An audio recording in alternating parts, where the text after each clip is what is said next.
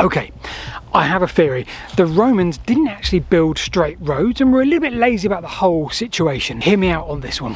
Okay, so this is a Roman road that I'm standing on right now. It goes that way very straight for a few miles and that way very straight also for a few miles. But when we flip to the maps and we look from above, well, something very curious comes to light. Okay, so you can kind of make out the Roman road just there. There's a raised agate in the middle shooting through this forest. Okay, so let me present to you the fact that Roman roads were not straight. Have a look at this map and we see something really peculiar with a Roman road, seemingly for no reason. In fact, have a look at any Roman road and we see the same thing. Now, this route, like many others here in southern Britain, the relatively flat part of southern Britain, well, they all seem to have one thing in common. If we find any two settlements and we trace their alignments towards each other, we don't often tend to be drawing a direct route, a straight line. So the first question for me is, what exactly is going on here? We know the Romans understood triangulation and we know they could be straight over short distances for certain. So why are we not seeing straight lines here in many cases? Salisbury to Winchester, Salisbury to Silchester, Winchester to Basingstoke, that sort of direction. Well, they all seem to have this kink in them, and many more across southern Britain, perhaps even in the north too. Speaking of kinks, well, it would be rude not to mention this place. This is Chute Causeway, North West Hampshire or East Wiltshire, whichever you'd prefer. And it contains one of the biggest deviations from a Roman road you will ever see in this country at the very least. In fact, it's not just a deviation, it's a huge semicircle off of the main Roman road, an immediate deviation. It should go across the valley there in front of me. It's always bugged me as to why they took the immediate deviation instead of heading towards the apex here. But nevertheless, my assumption was always, well, perhaps this was built as an addition later on in Roman rule instead of going through the valley. But all this does is add weight to my argument, because had these routes been originally carried on, we would find that they met here somewhere, and guess what? They weren't aligned. There was indeed a kink or a deviation, should have been right down there in that valley. Now you might be screaming at your devices or your screens right now saying, Paul, you really need to look at the Fosse Way, it's incredibly straight, and you're right, we will get there very soon. Okay, take a look at this landscape. This is the Great Ridge Woods to the west of Salisbury. I was once shown a map here from the 1800s purely because of this glaring oddity. Roman road, well, clearly it's not. In fact, Roman road is around 100 yards to the north here and looks much more like a Roman road. The squiggly bit here is part of Grimm's Ditch, and for what it's worth, my hypothesis is a very early trap street. Now that aside, this area tells us something hugely important. If we map all of the sections of Roman road here, all the bits we can definitely see within the LiDAR, all of the bits we can see on foot, then we have loads of gaps all ploughed out by modern farming. The issue comes when we try and join all these up. It's a huge mess. Crossing this ridge should be simple. If we draw a straight line between beacon to beacon or point to point here, then we don't disappear down any valleys. There is no reason this isn't straighter. The whole landscape here really is going to underline my point. So am I right? Were the Romans lazy with this triangulation? Okay, so for those of you that have been screaming the Fosse Way at your screen or device for the last few minutes, fair play to you, because the Fosse Way really does fly in the face of my theory. We have a 230-mile Roman road, and guess what? It seems to be, on the face of it, very straight. In fact, over the course of this main part, it's said not to deviate for more than 6 miles off of this main route. I would have to travel upwards of around 35,000 feet to see the other end, owing to the Earth's curvature. This is indeed the Fosse Way, broadly translating to ditch in Latin. Perhaps that was named by the Anglo-Saxons, who continued that name thereon. And because of that name, many people have assumed that this could be the first border frontier of the Romans. Long before the Antonine Wall and Hadrian's Wall, this could have been that frontier that demarcated their land between Bath all the way up to Leicester and Lincoln, and perhaps beyond in either direction. Or perhaps it just could be talking about the ditch of the Roman road. Anyway, in either event, here is where things get interesting. First of all, let's map the Fosse Way on Google Maps from start to finish. Let's pop in a few of the well-known towns and cities along route. Now, interestingly, all of these seem to line up very well. So was this an absurdly well-engineered and planned route, or is there a massive coincidence going on here? All these line up so well. I guess we can sort these using a nice spreadsheet. Let's have the town name, the settlement, was it before or after the Romans arrived, perhaps with a date of establishment. This should help us. Interesting. Do we actually have a Roman fort here? I doubt it. So we have Exeter right down in that bottom southwest corner, and if we assume, well, that was founded by the Romans, there may have been a very small settlement there, perhaps doing trade on the coast, but in its modern form we are saying that Exeter is Roman, albeit slightly off of that main line. So with that in mind, our journey today really is going to focus on that main line, Ilchester and northeast. Gorgeous pack horse style bridge here next to what could have been like an old ford, but wow, really gorgeous landscape here along the Fosse Way. Okay, so let's make some huge sweeping assumptions.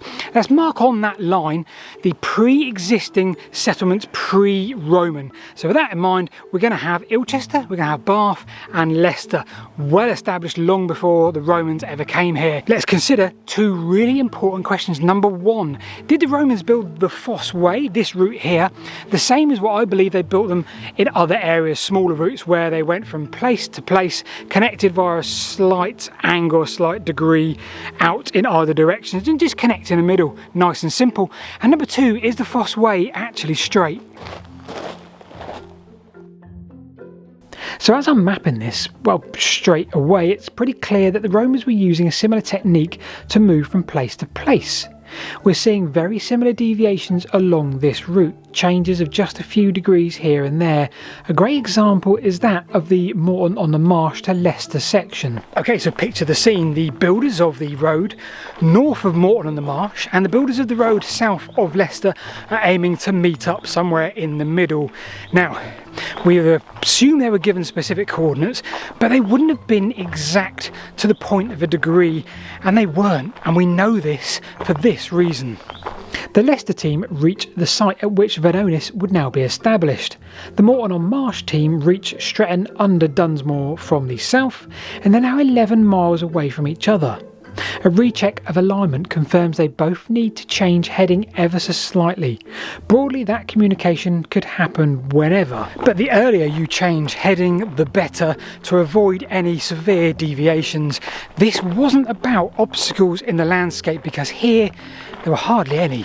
Unlike in the south, this needs to alter course over what appears to be two directions, but actually one whole decision. Had they both carried on in a straight line, they would have missed each other. In the south, as long as you both aim alternative clockwise and anti-clockwise heading from your starting point to the agreed heading, you cannot really miss each other. And of course, an alternative theory is where you build from more than one place. So think a long tunnel. You're not just building from each heading, you're using construction shafts to create multiple working faces. So perhaps the Roman roads were constructed in lots of different sections and all joined up. That doesn't work for me, because you'd have to be absurdly accurate to get some of the straight sections that we see on the Roman roads that remain today. So the Fosse Way wasn't straight. In fact, it's probably more like an exaggerated version of what we see elsewhere in the country. Different angles meeting up at different points, giving an overall broadly straight picture on the face of it. However, there is one more huge clue we need to consider in all of this, and it's one of my favourite topics about the Roman era.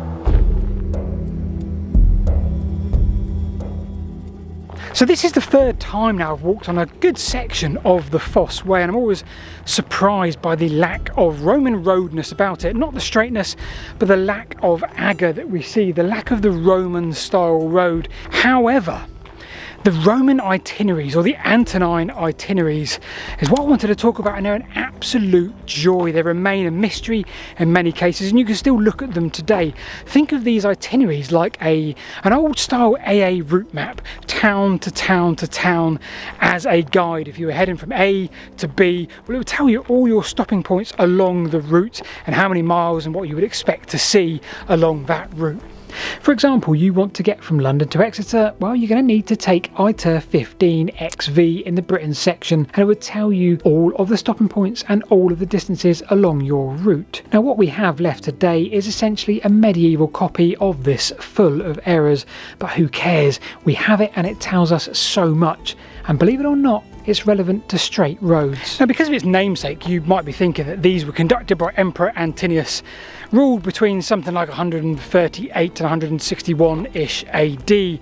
However, Britain in those itineraries is spelt in its plural form, 2 parts.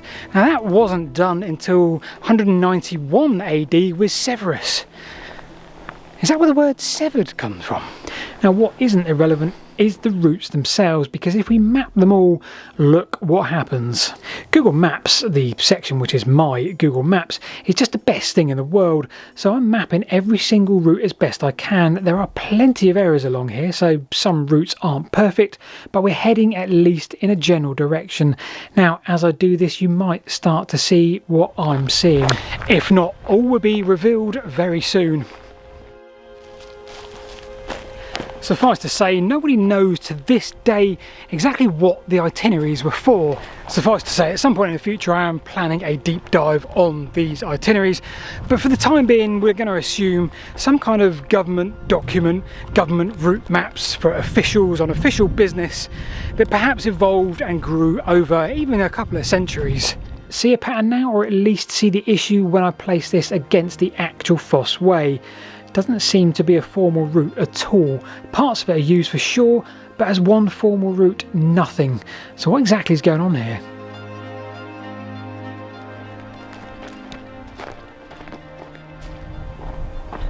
Now, when I first started researching this video and scripting it and working out the plan, when I had a very clear route on where I wanted it to go, I wanted to talk about those angles that they take, the deviations that they take around certain things, zigzags, terraces, all kinds of aspects like that. But it didn't quite turn out the way I'd intended, because then I start to look at the Fosse Way, and yes, this is 230 miles long, but it does the same thing with a slight direction changes. But oddly, they didn't feel like they were all part of the same route, the same joined up thinking. Now, the Anglo-Saxons, we assume, gave this the name fosse, ditch or fossa. And they certainly saw this subsequently as one long route, 230 miles long, and that continued to where we are today. But what about the Romans themselves? Well, firstly, they probably didn't name it, and they didn't include it in their ITERs as a joined up route. So maybe the Fosse linked between Bath and Leicester and then extended down to Exeter and up to Lincoln when we see deviations from that main straight line. And we build a number of fortifications along it, and places like Cirencester pop up, and a number of other smaller versions are now long gone, and we have our first defensive line in Britain. By and large, Roman roads weren't straight, whether we're talking the small scale where we have very slight angle changes here and there on nearly every route we find, or on the bigger scale, these Roman itineraries. We have a route, for example, from Silchester down to Winchester, and rather than using a broadly straight line, well, we use Winchester and a massive deviation south. Deviations on the small scale and deviations are definitely on the larger scale too.